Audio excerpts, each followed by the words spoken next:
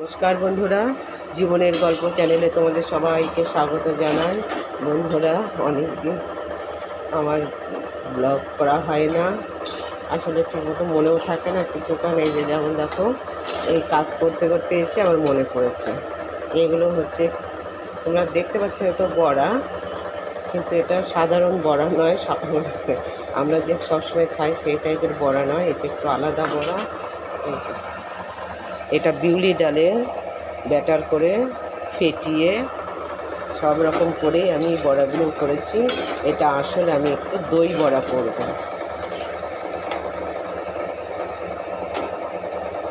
তা বন্ধুরা দেখতে থাকো, আমি দই বড়া তৈরি করব আস্তে আস্তে এবং তোমাদের দেখাতে থাকো। বন্ধুরা, এই যে আমার আগেরটা তৈরি করা হয়ে গেছে, এবার আমি আরেকটা পরে আবার আর কয়েকটা করছি। আমার ব্যাটার আরও রয়ে গেছে, আমি এবার করবো কিনা আমি ভাবছি, কারণ আমাদের যা লাগবে আমার বড়া আমার ততগুলো হয়ে গেছে। বাড়তি বড়াটা আমি ভাজবো কি না ব্যাটারটা ফ্রিজে রাখবো আমি একটু ভাবছি।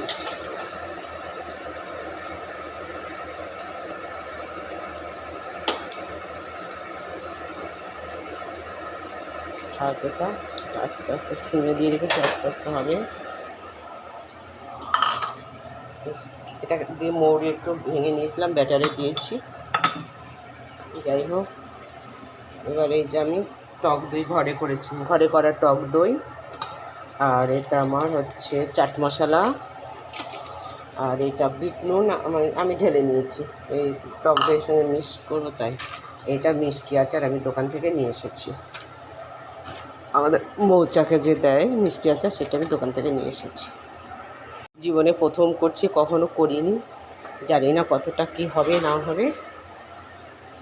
নিজেরাই তো খাবো, কাউকে তো আর দেবো না। ঠিক আছে বন্ধুরা, এবার আমি একটু দইটাকে একটু মিক্সড করব, করে আমি তৈরি করছি। আর এই বড়াটাকে আমি জলে দিয়ে দেবো।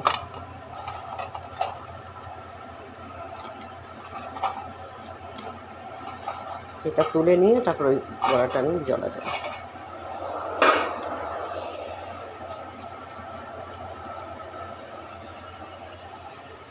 আর এবার আমি এইগুলো তৈরি করব, তৈরি করে তারপর তোমাদেরকে আমি দেখাচ্ছি কেমন হবে। বন্ধুরা, আমার এই যে দই বড়া রেডি, 2 প্লেটে রেডি হয়ে গেছে। এই যে কালো কালো ছোলা দিয়েছি, ঝুরি ভাজা দিয়েছি, মিষ্টি চাটনি দিয়েছি, তোমাদের সব বলে এসেছি, বিট নুন সব দেওয়া হয়ে গেছে। ওখান থেকে একটা ম্যাটটা নিয়ে নাও।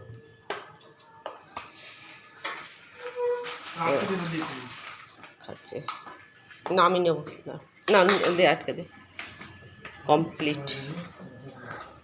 কমপ্লিট হয়ে গেছে।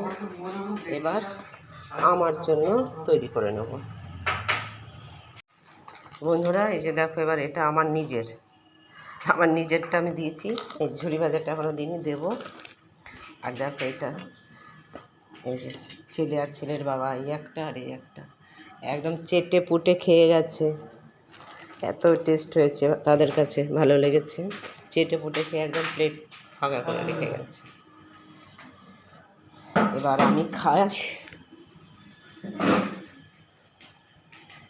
আমি খাচ্ছি, দেখি।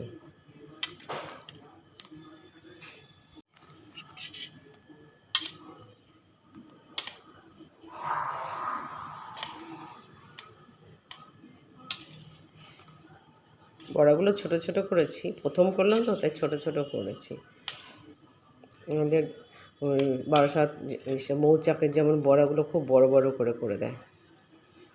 একটু ভুল হয়েছে কি বন্ধুরা, আমার জলে ভিজিয়ে রাখা হয়েছে কম সময়ে, কারণ আমার তৈরি করতে এত লেট হয়ে গেছে, ভুলে গেছিলাম কাজটা করতে। লেট হয়ে গেছে যে আর বেশিক্ষণ ভিজিয়ে রাখতে পারিনি। খেয়ে দেখি এবার।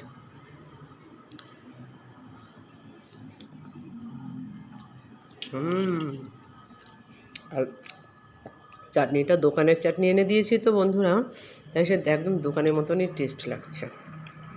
ঠিক আছে বন্ধুরা, আমি এবার নিরিবিলিভাবে খেয়ে তারপরে তোমাদের সঙ্গে দেখব, পরে আবার দেখা হচ্ছে। ডিনারে। এটা আমরা এখন সন্ধ্যাবেলার টিফিনে খাচ্ছি। আর প্রথম স্পুনে নিয়েছি, ভালোই লেগেছে, কিন্তু আমার ঝুরি ভাজা দেওয়া হয়েছিল না, ঝুরি ভাজা দিতে ভুলে গেছিলাম। এবার একটু ঝুরি ভাজা দিচ্ছি, ঝুরি ভাজা দিয়ে খাও। পুকু ফ্যানটা একটু আস্তে করে দে না, মশা লাগছে।